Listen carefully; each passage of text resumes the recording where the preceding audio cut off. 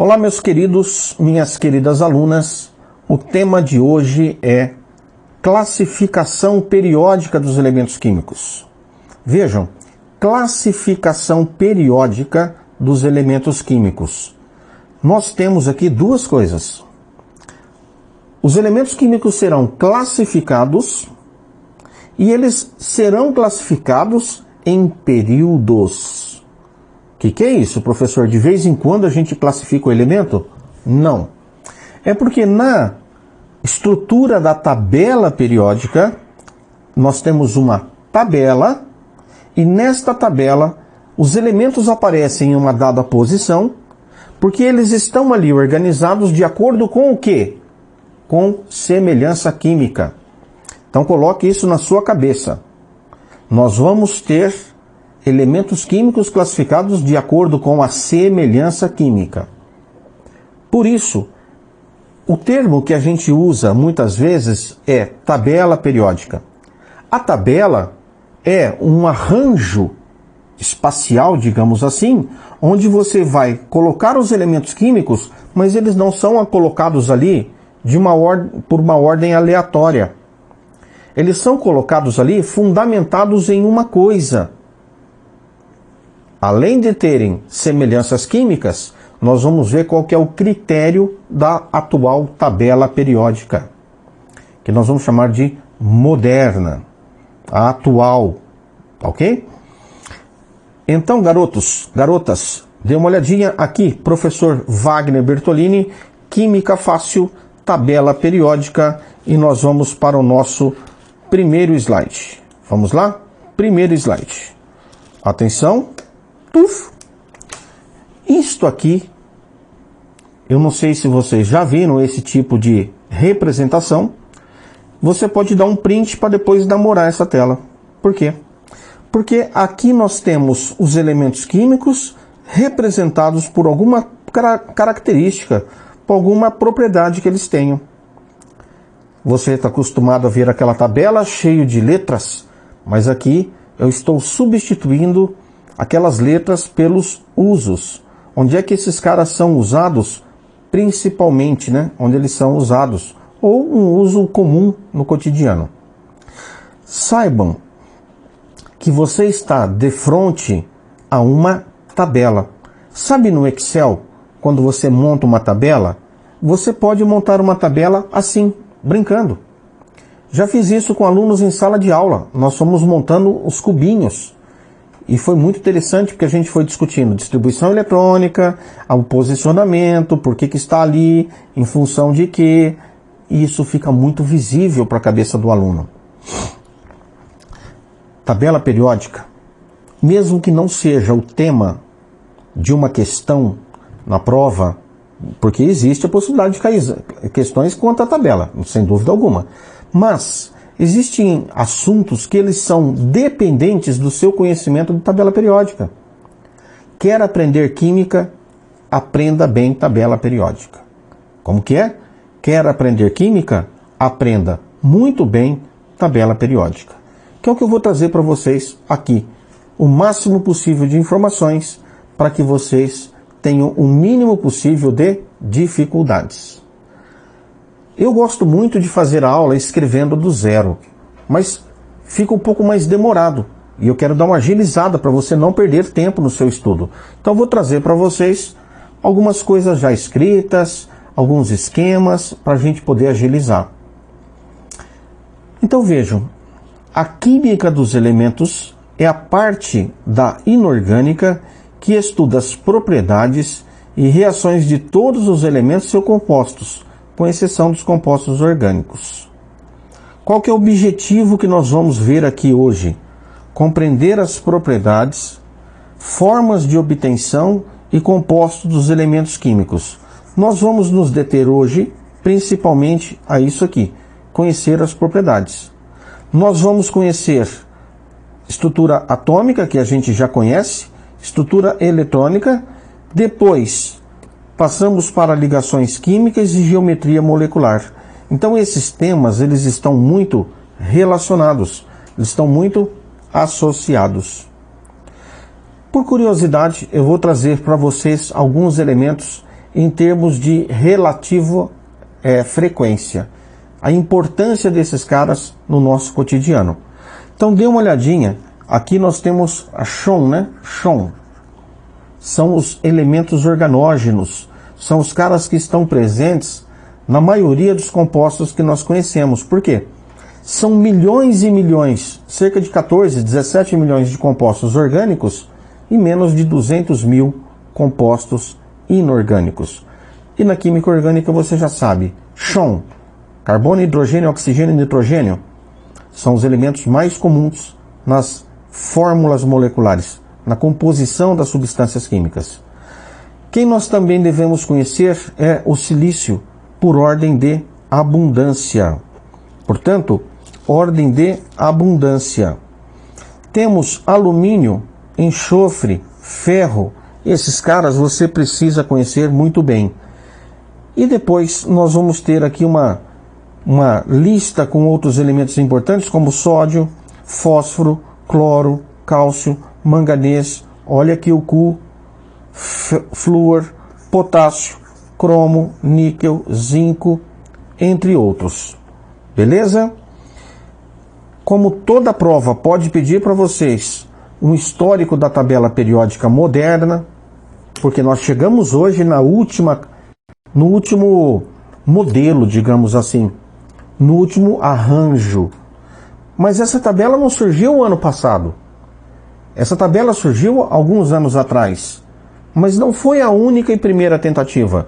Nós tivemos várias tentativas para tentar organizar os elementos químicos.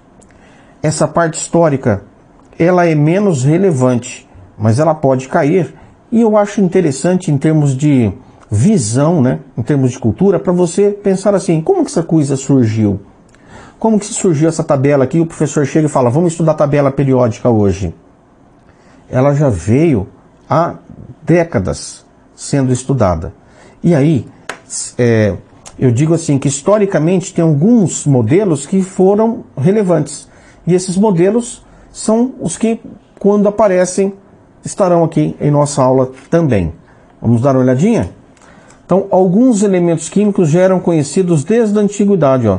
Ouro, prata, estanho, cobre, chumbo e mercúrio. E 1669, o Rembrandt, ele determinou a existência, ele descobriu a existência do fósforo. Dê uma olhada nisso aqui, ó. O que o cara fez? Ele fez o uso de urina.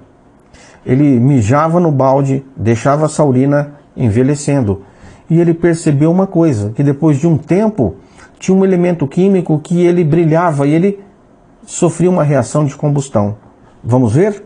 Então, olha, esse cara era químico, olha, oficial militar, médico alemão.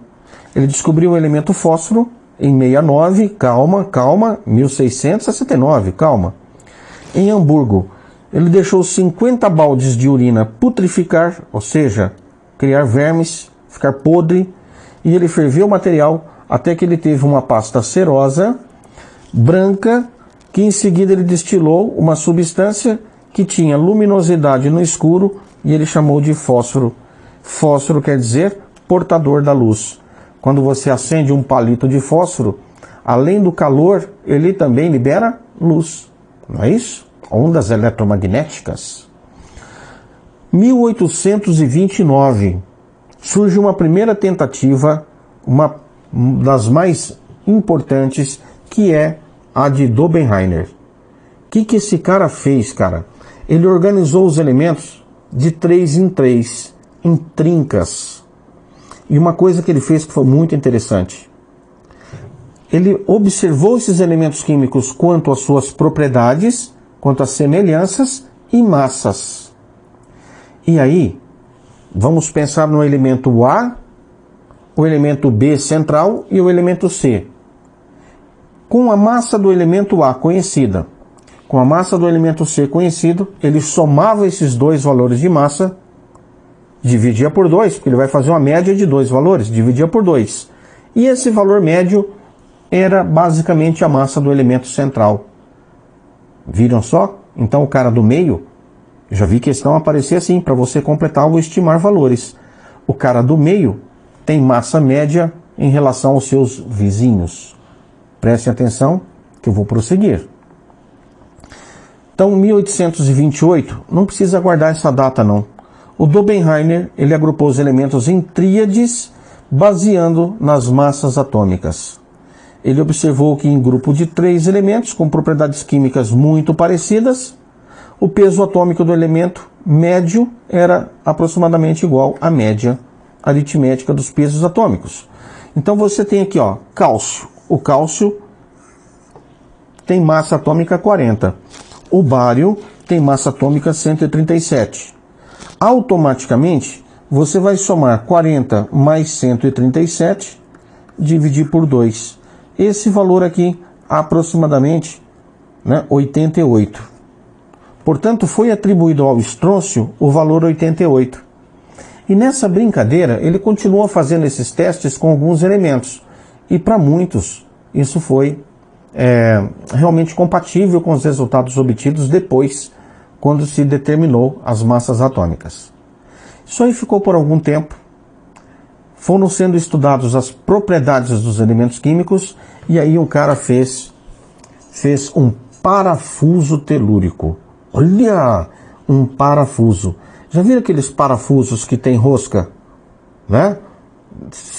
O seu já perdeu a rosca? Parafuso, estou falando.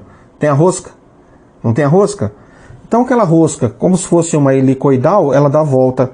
Quando você olhava o mesmo ângulo do parafuso, vamos supor aqui, se você pegar e enrolar aqui um arame e depois você passar uma tinta, só nesse local aqui, uma tinta pintando o arame, você depois poderia retirar essa tinta, né, esse arame, e esticar.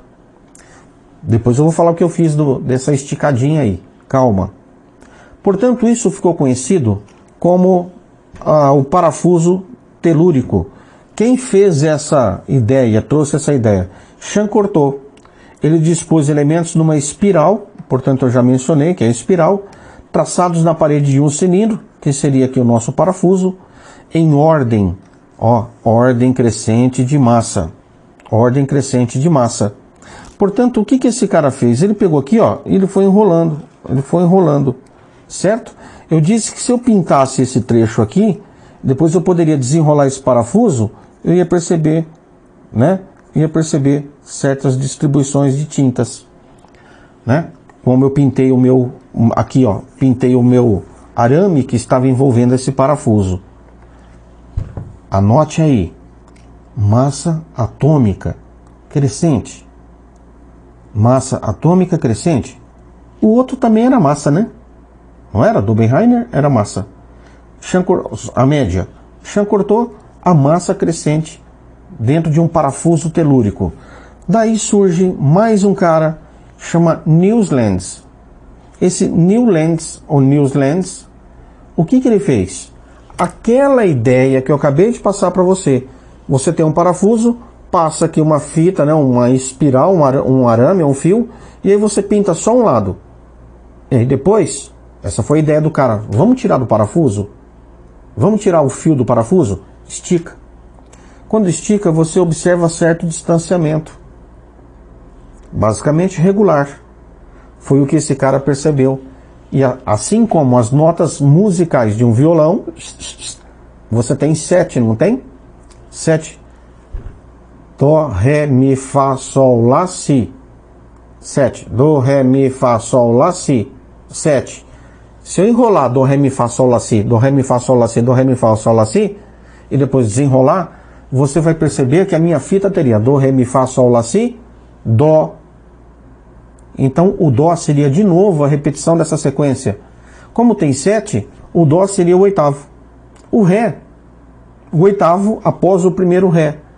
Esse cara, vê se você vai compreender, ele montou uma classificação que recebeu o nome de Lei das Oitavas. Portanto, dê uma olhadinha que Newlands, ele sugeriu que os elementos estavam arranjados num modelo periódico de oitavas, ou grupos de 8, na ordem crescente de massa atômica. Portanto, vejam, pessoal, lítio, berílio, boro, carbono, nitrogênio, oxigênio, flúor são 7 elementos, tais como as notas musicais. Aí a gente tem o 8º, sódio. O sódio ele está aqui embaixo do lítio, porque a massa dele é maior que do lítio, mas ele tem propriedades semelhantes do lítio. Aí prestem atenção, o berílio e o magnésio, eles têm propriedades semelhantes. Logo, eles vão ser colocados na mesma coluninha. Agora, por que o berílio está acima e o magnésio está abaixo? Porque a massa do magnésio é maior. Automaticamente, ele foi preenchendo essa tabela. Boro, alumínio. Boro e alumínio têm propriedades químicas semelhantes. Então, se eles têm propriedades químicas semelhantes, eles vão ficar dentro da mesma coluninha. Isso aí ficou por um tempo, 1864. Até que um camarada, um russo, muito inteligente, ele estudou demais os elementos químicos. Esse cara aqui, Mendeleev, ele foi um camarada muito excêntrico, era um cara antissocial, mas ele foi um cara muito importante para a química. Por quê? Ele fez um estudo fantástico. Ele pegou os elementos químicos conhecidos na época, fez a sua avaliação, comparava propriedades químicas semelhantes, fez ali os seus cálculos de massas atômicas, e aí ele montou uma tabela, e por incrível que pareça, olha a cabeça do cara. Em certos pontos, sabe aquelas casinhas na tabela? Meio parecida aqui com a lei das oitavas. O que ele fez? Ele deixou espaços vazios. E ali, ele colocava um prefixo ECA e dava o nome do cara de cima. Por que o nome do cara de cima? Porque o cara de cima tinha semelhança com o cara de baixo. Então, ECA quer dizer abaixo de. Então, por exemplo, ECA-boro é o elemento que estaria abaixo do boro na tabela de Mendeleev. Só que esse cara, ele não deixou um buraco à toa ali. Ele não deixou o buraquinho dele ali aberto. No buraquinho que ele deixou aberto, ele colocou assim, ó. Ainda não foi descoberto tal elemento. O elemento que se encaixa nessa casinha aqui, nesse espaço, não foi descoberto.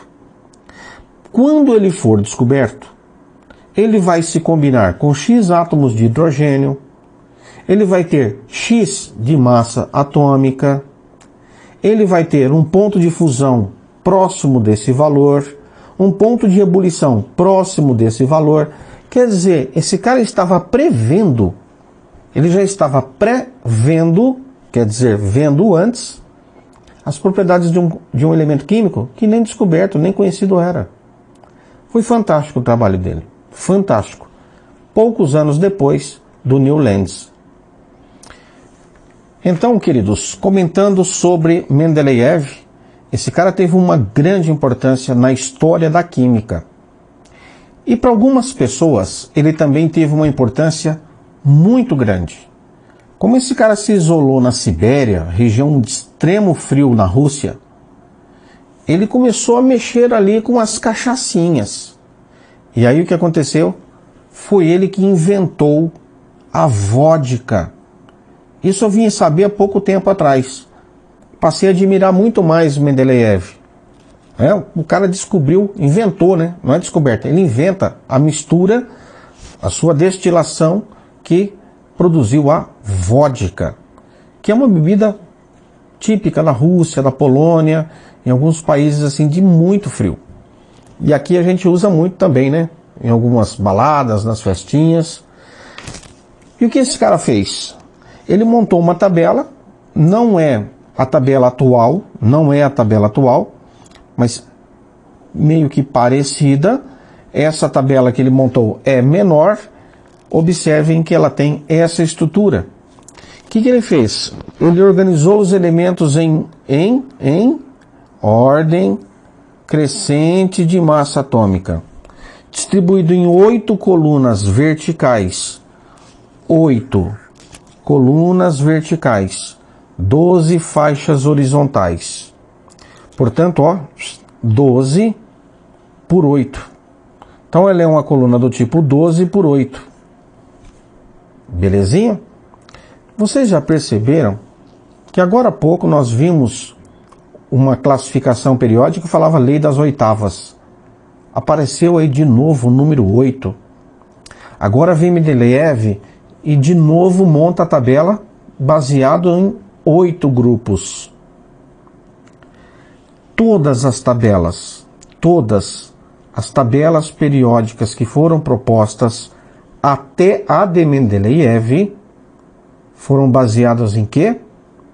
Número crescente de massa atômica. Em outras palavras, baseados na massa do elemento químico. Massa crescente. O quê? Massa crescente. Como assim? Massa crescente. Ah, então você quer dizer que é massa crescente? Isso, massa crescente. Por que estou sendo chato pra cacete repetindo massa crescente? Porque as bancas vira e mexe colocam isso na prova para a tabela atual. A tabela periódica atual ou moderna de Moseley, ela não é baseada na massa crescente. Não é. Ela é baseada em quê?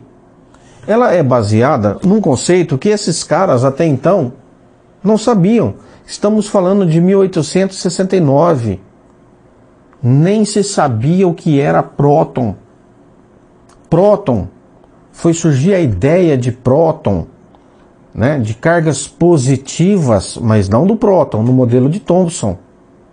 O próton ele foi descoberto ali no modelo de Rutherford, no modelo atômico de Rutherford, 1911. Daí, preste atenção, todos se basearam na massa porque é uma grandeza física palpável. Você pode pesar o elemento químico, uma certa quantidade dele, uma certa quantidade do material. Mas número de prótons já não é fácil de você entender ou visualizar para essa época. Não se conhecia. Não se sabia a estrutura do átomo. Ainda nesse momento aqui não se sabia a estrutura do átomo. Imagina se conhecer o número de prótons. Mas então a gente passa a ter, né? O último modelo, que é baseado em quê? Na massa? Não. Na massa? Não. No número de prótons crescente. Prótons crescente. Prótons crescente. É isso que eu quero que vocês guardem. Massa não, prótons crescente. E eu vou fazer aqui um comentário que não é para confundir sua cabeça. Se você comparar a atual tabela periódica, ela é baseada em número de prótons crescentes. Mas se você analisar as massas atômicas, elas também têm um certo crescimento de massa. Só reforçando o trabalho dos cientistas anteriores, principalmente de Mendeleev. Tem uma chargezinha aqui bem bacana, ó. Dos atuais 105 elementos químicos conhecidos, cerca de 60 já eram, né, isolados, já haviam sido isolados e estudados por Dmitry Mendeleev. E ele se destacou na organização metódica desses elementos. Essa chargezinha é muito engraçado. Mendeleev está vindo com um monte de fichinhas que ele havia anotado. Eu vou traduzir, né? Porque tem cara que às vezes não percebe nem a charge. Aí ele trupica, que nem diz no interior, trupicou e caiu. E as folhinhas se esparramaram e caíram com uma certa organização. Quer dizer, até parece que é assim, né? Em 69, Meyer organizou os elementos em massa crescente, mas as suas ideias não foram consideradas científicas. Mas eles receberam a medalha Dave pela Sociedade Britânica para o Progresso da Ciência. A mesma ideia de Newsland, lá das oitavas, né, baseado nas oitavas musicais, concederam também a Newlands a mesma medalha. Só que aqui, ó, 1913. Tudo isso aqui, modelos antigos. 1913. 1913 é quando surge o modelo atômico de Bohr, que alguns chamam de Rutherford-Bohr, porque o Bohr ele só aprimorou um pouco o modelo de Rutherford, 2 anos depois só. Então vejam que após 2 anos da descoberta do próton, o Bohr modificou o modelo atômico e o Moseley lançou a nova classificação baseado em quê? número de próton crescente. Portanto, ele descobriu o número de prótons no núcleo, que era sempre o mesmo, que é o que identifica o elemento químico. Eu falo que o número de prótons, que é o chamado número do átomo, por isso o número atômico, é o RG dele. Ninguém mais tem aquele número de RG. Então, esse é o fato em que atualmente a base da classificação periódica moderna, ou seja, massa crescente, não existe mais. A massa passa a ser trocada pelo critério prótons, ou seja, número atômico, que é indicado pela letra Z. Daí, nós temos hoje, só como informações, 116 elementos químicos conhecidos. Professor, eu já vi 118. Eu também já vi. A professora, eu vi 109. O cara está mais defasado, desatualizado. A maioria desses elementos foi descoberta em 1735 a 1843 e foram organizados esses elementos de que maneira? De acordo com as suas propriedades químicas e físicas. Então, a forma de hoje da tabela reflete uma estrutura eletrônica fundamental dos elementos. Eu não entendi isso, não. Como você não entendeu, cara? Está escrito que a tabela de hoje organiza os elementos. Hoje eles estão organizados de acordo com o número atômico crescente, baseados também, sabe em quê? Na distribuição eletrônica. Isso aqui você não entendeu? Não? Eu vou te explicar daqui a pouco, você nunca mais vai esquecer. Um grupo de elementos indica o tipo de subcamada que está preenchido. Um período indica o número quântico principal da camada. Professor, eu não entendi nada disso. Não se preocupem. Nós vamos ver isso com mais tranquilidade na nossa sequência aqui. Portanto, meus jovens, dê uma olhadinha que teve, a partir do modelo de Moseley, algumas outras alterações na estrutura do átomo. Alguns novos conhecimentos, novas propostas para o modelo atômico. Mas para a tabela periódica não. É a de Moseley, 1913. Em 1951, o Seaborg ele ganhou o Prêmio Nobel em Química. O que ele fez? Ele modificou a tabela periódica, colocando a série dos actinídeos abaixo da série dos lantanídeos.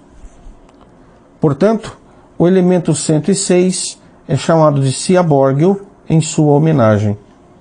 Aliás, nós vamos ver que vários elementos químicos aqui têm um nome em função de quem o descobriu, ou de algumas características, como por exemplo o elemento radioativo polônio.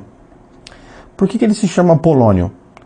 Ele foi descoberto pela Marie Curie, que era uma pesquisadora na área de radioatividade, e ela era polonesa. E ela resolveu batizar o elemento, não com o nome de Marie Curie, né? Graças a Deus. Porque senão ia ficar complicado, né? Nome grande para guardar, mas de polônio. Nós temos Seaborg, nós temos rutênio, nós temos outros elementos químicos, né, que eu não sei de todos, não guardei todos de cabeça não, mas principalmente nessa série de antanídeos e lantanídeos e actinídeos, aparecem os nomes dos, vamos dizer assim, descobridores das crianças. Dê uma olhada nessa tabela e eu quero discutir com vocês o seguinte. Professor, preciso de lápis de cor para montar uma tabela? Não. Eu não quero que você traga lápis de cor, mas eu quero que você compreenda o que essas cores estão representando na tabela. A tabela é algo que traz, além da classificação, muitas informações para o aluno, só que ele tem que saber captar essas informações. Eu vou colocar na tela, que eu poderia mencionar para vocês, explicar para vocês, só que você ficaria ouvindo. E quando eu puser a imagem, você vai ouvir e ver. Por exemplo, esses elementos, todos em amarelo, eles são chamados, nós vamos ver depois isso aí, de gases nobres. Mas por que será que todos eles estão em amarelo, numa cor muito diferente dos outros? Porque eles são muito diferentes dos outros em alguns aspectos. Porque basicamente todos esses elementos aqui, ó, todos esses elementos aqui têm praticamente a mesma tonalidade. Perceberam? A cor é basicamente a mesma. Por que será? Porque eles apresentam um caráter parecido, muito parecido. Sabe o que eles são? Metais. Todos eles são metálicos. Elementos metálicos. Aí, por que será que esses aqui estão numa corzinha mais roxa escura? De novo, porque eles apresentam propriedades não assim, todos eles são semelhantes. Não, eles apresentam certas características. Sabe o que esses caras não são? Não são metais. Portanto, os caras que não são metais estão aí pintados, digamos assim, em cores iguais. Professor, mas eu estou vendo um roxinho. Aqui, assim, uma coluninha meio em diagonal. É um roxinho mais claro do que os outros. Sim. E você percebeu que esses caras que estão nessa diagonal, eles estão separando os metais e os não metais? Percebeu isso? Eles são chamados de semimetais. Daí, meus caros, eu vou trazer para vocês a possibilidade de perguntar para mim. Vamos ver isso no próximo bloco.